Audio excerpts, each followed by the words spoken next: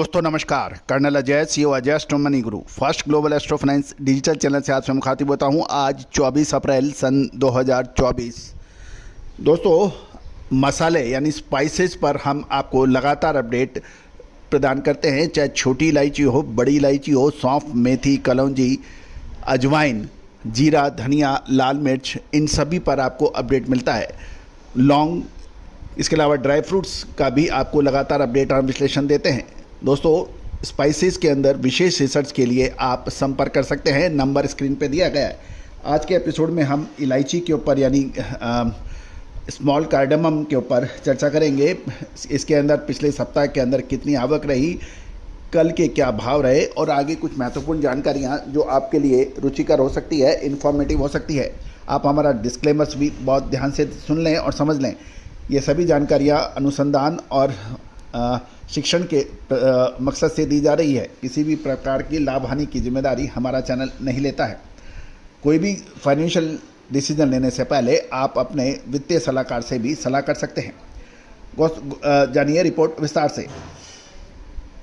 दोस्तों खबर निकल के आ रही है कि पिछले सप्ताह ही हम देखें, सोमवार से शनिवार तक सदर्न पार्ट ऑफ कंट्री यानी दक्षिण भारत में नीलामी केंद्रों पर लगभग 5,41,748 किलो इलायची की आवक रही। इसमें से 4,87,226 किलो की बिक्री होने के समाचार हैं और औसत क्वालिटी सोमवार को सबसे कम 1,639.77 रुपये पिछले सोमवार को बिक्री हुई थी और उसके बाद शनिवार को ये बढ़कर 1,639 रुपये से बढ़कर 1,885.55 के मूल्य पर बताई जा रही है।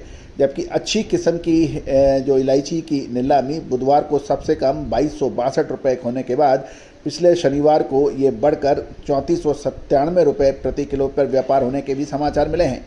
मौसम विभाग के आंकड़े देखें तो 1 मार्च से 18 अप्रैल तक कोडू में सामान्यतः 70.8 mm बरसात होती है, जिसके मुकाबले इस वर्ष समान अवधि में केवल 4.6 mm और वायनाड में 64.2 mm के मुकाबले 12.5 mm और हासन में 43.3 mm के मुकाबले 1.7 mm बरसात हुई है। कम बरसात का असर इलायची के उत्पादन पर पड़ रहा है और इसी वजह से इसमें शानदार तेजी दर्ज हुई है। जानिए अब 23 अप्रैल को क्या भाव रहे। दोस्तों 23 अप्रैल को यानी 2024 में कुल इलायची की आवक जो रही 1,11,581 किलो की रही और आवक पे एवरेज कीमत इसके 2,006.50 से 1,932 रुपये 34 पैसे रहे प्रति किलो। अपर लेवल इसमें 3,092 से 2,412 रुपये प्रति किलो के भाव बिके। दोस्तों स्टॉकिस्टों की अच्छी खासी मांग की वजह से प्रमुख बाज़ारों में छोटी इलायचियों की कीमत में शानदार तेज़ी दर्ज हो रही है और ये 6 महीने के उच्चतम स्तर पर पहुंचने के भी समाचार मिल रहे हैं और उन कीमतों में उछाल 2,000 रुपये प्रति किलोग्राम के स्तर का पार करना एक महत्वपूर्ण स्तर माना जा रहा है। यदि बाजार सूत्रों से पता चल रहा है कि प्रति किलोग्राम औसत कीमत 1,932 रुपये से 2,007 रुपये के बीच है, जो पिछले सत्र 1,862 से 1,911 रुपये प्रति किलोग्राम की तुलना में शानदार तेजी दिखा रही है और 2,000 रुपये से ऊपर का स्तर एक महत्वपूर्ण स्तर माना जाना चाहिए। इसके अलावा यदि रिपोर्ट देखें तो ऊंचे दाम जो 3,092 रुपये प्रति किलोग्राम पहुंच गई थी, पिछले सत्र में ये 2,721 रुपये से काफ़ी अधिक है। यानी अच्छी क्वालिटी की इलायची के दाम 3,000 रुपये से ऊपर 3,092 रुपये बताए जा रहे हैं। दोस्तों इस बाजार में आवक के अंदर भी शानदार वृद्धि है। पिछले सत्र में 95,212 किलोग्राम की तुलना में 1,11,582 किलोग्राम की आवक रही और बढ़ती हुई आवक और मजबूत मांग के कारण ये जो उठाव पहले 94,412 किलोग्राम से बढ़कर 1,11,096 किलोग्राम हो गया है।